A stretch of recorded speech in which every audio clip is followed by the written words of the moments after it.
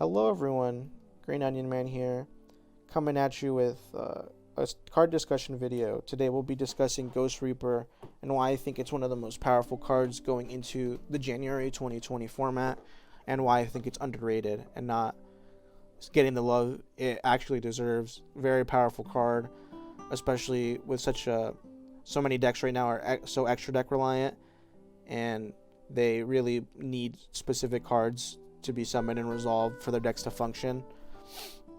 Uh, let's go over some applications of Ghost Reaper. On the bottom, I put some of the extra deck targets that just came off the top of my head.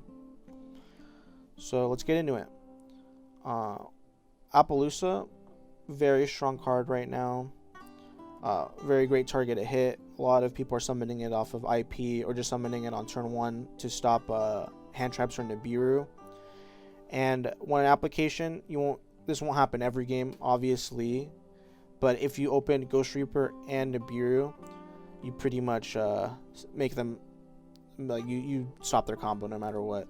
So they summon their 4, and once they have enough materials for Apple, you Reaper the Appaloosa, and they either have to decide to keep going into their play, which you will Nibiru them, but if they do stop, suspecting you do have Nibiru, you still have Nibiru in hand, so they're just going to end on a garbage board that you can just break through, and then you'll still have Nibiru. So they have to play into it pretty much, and then you just GG them because you Nibiru'd them. So if you open both against a combo deck, that is super strong. Another great thing about Ghost Reaper is that she's a dark attribute. Dark has always been one of the best attributes in the game, and that's why they have certain cards like Allure of Darkness. Super powerful card. Even going turn 1, at least you have some use of Ghost Reaper. You can just banish her away with the Allure. And another card that came off the ban, or a card that did come off the ban list this in January, was the Phantom Knights Rank Up Magic launch. This card is pretty busted. I'm surprised they brought it back. It allows decks to make Xyz monsters that they aren't supposed to make. One of them being True King of All Calamities, which is made with Dingirsu and Orcust.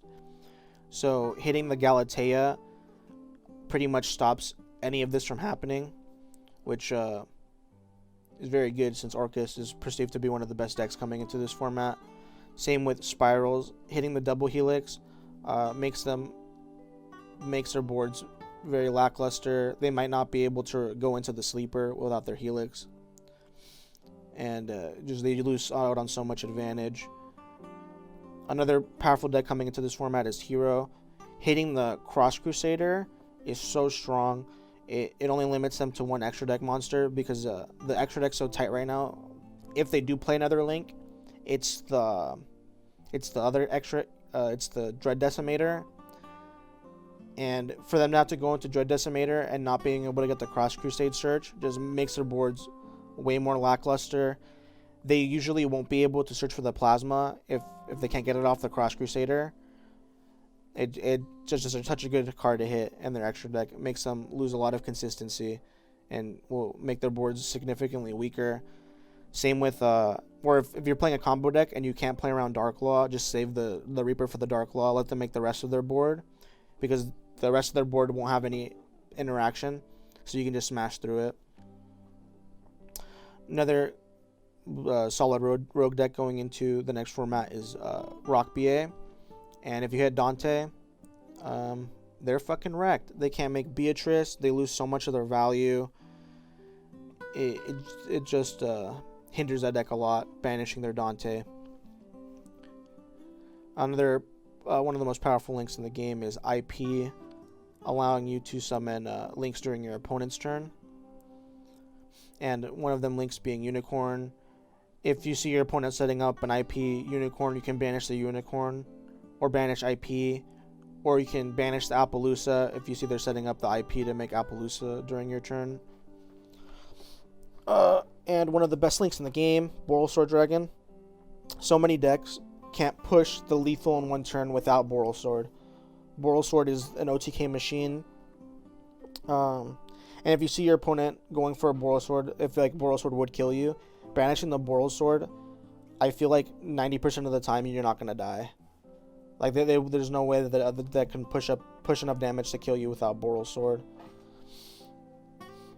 And I have some other rogue decks on here in case that they do see more popularity, because we're not sure about the next format, like Invoked hitting the Macabre, Lunalight Orcus hitting the Abyss Dweller, Mermail / Paleo hitting the Toad. If rank 4 decks see play, when the new Hole card comes out, you're going to want to hit the Rafflesia because that Hole card's insane. ABCs, self-explanatory. If any sad chump is playing Sky Striker, just nuke the Kagari. Forgot to put it on here on the list, but Sunlight Wolf, if anyone's still playing Salad, the auto lose if you banish your Sunlight Wolf. El Shaddoll Winda, certain decks can't play around this, and banishing, it's a great target to banish, especially with cards like Cherubini, allowing you to instant fusion out Winda and keeping it alive through its effect. A lot of decks can't play through a Naturia Beast, which I think is going to see more play going into this next format. A lot of combo decks need to pop off 3-star Yujas. So if the ban list can't take care of it, we're going to have to banish it with Reaper, Isolde, Curious, just a bunch of other good targets. And even going into the Master Rule 5 April format, if certain cards like Junk Speeder or Trishula aren't taken care of, I feel like Needle Fiber is another one we're going to have to banish. Look at all these good targets coming out soon. Let's say Junk Speeder or Trish doesn't get banned. I feel like we're going to need Reaper. We're going to see the Trish hand loops, and we're going to see the Synchron decks. You just banish Junk Speeder, GG. And certain decks like Guru and Ultrageist, which are already perceived to be tier 2 going into this next format, they can freely main deck Reaper. They don't care about their extra deck. I know Ultrageist do a little more than Guru, but Guru can just stack in 15 Reaper targets and have such a good opening play, as well as being able to go second and just stopping your opponent's main combos. So that's why I think Reaper's going to be strong going into this next format. Sorry about that, guys. I rambled on a little too much, trying to keep the videos around 5 minutes for these card discussions. Hope you guys enjoyed, and thanks for watching.